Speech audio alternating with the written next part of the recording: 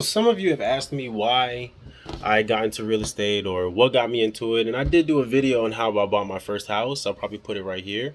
But really, I want to talk to you guys about why I chose real estate in general and if I'm going to continue trying to buy any properties and stuff like that. Before I do that, I kind of want a new scenery. So let's go. So, what's up, everybody? I'm at the park and it's a nice day out. So, that's why I wanted to be outside. So, I wanted to talk to you guys about why I decided to get into real estate as opposed to like any other business, whether it be a laundromat or whatever it is, and why I decided that's the best option for me. I'm not saying anything else, any other investments is to do with your money is bad, but my first initial goals was to always buy real estate, and that more have to do with like my parents. They had, I think at the time, they had already had, I think, two houses or whatever. And I saw that they were making pretty decent money.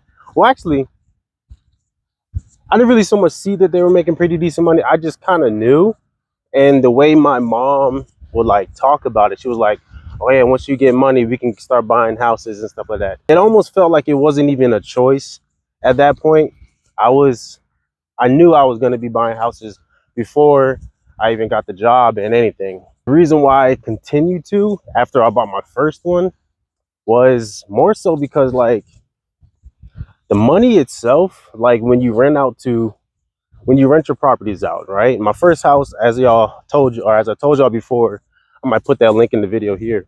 But I bought my first house for $42,000. That was a steal, you know what I'm saying? At least for the time, that was a steal, and it was just almost nothing but profit from that house because I paid cash, and it was, don't get me wrong, it's not the best neighborhood, but the neighborhood is still, it's like one of those profitable neighborhoods. If you fix the house up pretty decently, the people that will rent out from you would be, it's not the best people, but it's the kind of people that like want to stay. They don't want to leave, you know? So that's kind of how that went. And after, like I said, after the first one, buying houses just seemed like a no-brainer. You know, the money I made from that first one, then when I was able to buy my second house 2 years later, it was just, or was it even two, like a year and a half later, it just, the amount of money I made from the second one was just kind of like, okay, so it kind of solidified me in regards to like, hey, I want to buy houses, rent them out, and make money like that. Now, I know a lot of people, they be like, oh, people that own property or whatever are like slumlords, this is and that. I mean, I don't feel that way because when I buy the house, I always, or whenever I buy a house, unless people are already in there and they have a lease, um, I always fix up the house really nice. Try to make it as, I don't want to say beautiful, but as nice as possible. You know what I'm saying? Fix all the problems in regards to the house, and then make sure that all the utilities is good, all everything is good to go. And I go out of my way to make sure all that's good. So like the tenants can never come back and be like, oh, you know what? Such and such isn't a good guy. Such and such always the house is always messed up. This is and that. I feel like if you keep the house in the best shape possible, you know what I'm saying?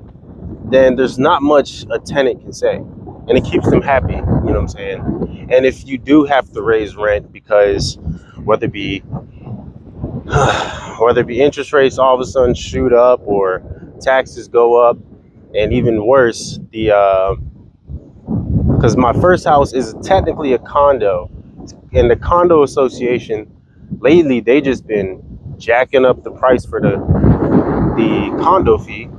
And watch this, look over here, see him? Well, yeah, my condo, that's my first house. The condo fee has just been rising steadily these past couple couple years, you know. And obviously I have to in order for it to be worth my while, I'd have to raise my rent, you know. But as of right now, it's kind of been at a steady, and I raised it to where it needs to be, and it's been good. Yeah, sometimes the tenants are late, and this is with all my houses or all three, and this is for anybody that owns houses.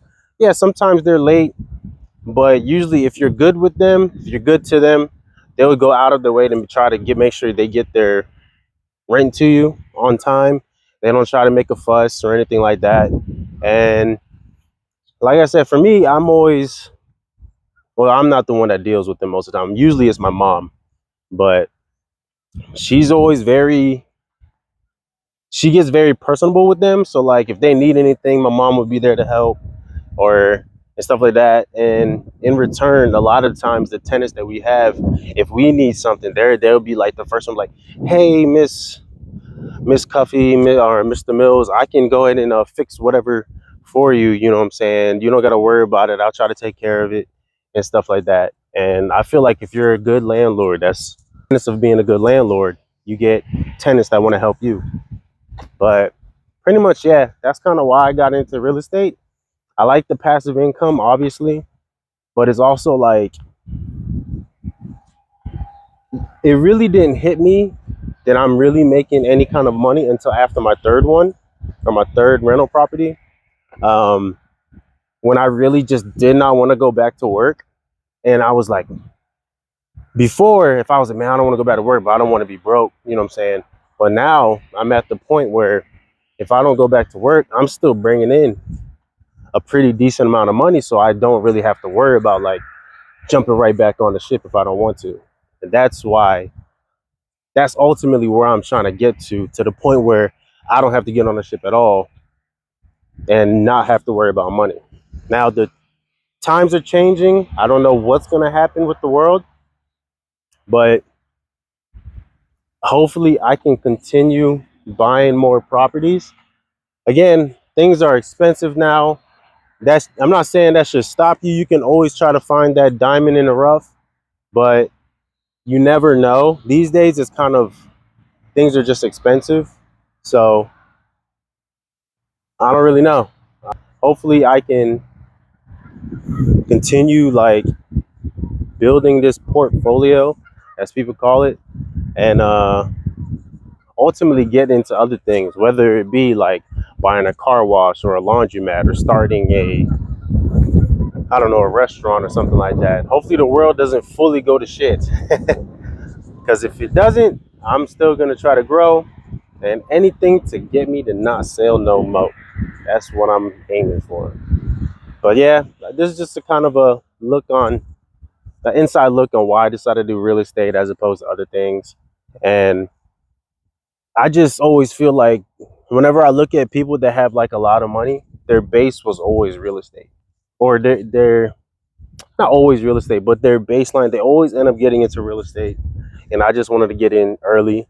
It's not a way to become like super rich right away, but it's a really good way to have that baseline income that like, I don't want to say forever income, but that baseline, like at least I know I'm gonna make this amount of dollars. Even if somebody's late or they don't pay, on average, I can continue to make this amount of money for the rest of my life. And that's what we're here for. That's what I want this channel to help me do also. Help me be able to make money for the rest of my life. But yeah, I think that's all I'm gonna talk about today. I love you guys. Don't forget to hit that subscribe button. And again, if you want to do those one-on-one consultations with me, I do charge $100. And just DM me on Instagram, which I'll put right here, or join me on my YouTube membership program. That is $2.99. And if you do join me there, we can talk more one-on-one, and I'll give you more exclusives on what I'm doing out here. But I love you guys. I'm frolicking outside. Or skipping. What is frolic? I don't even know. It just feels good. I feel good. I feel good.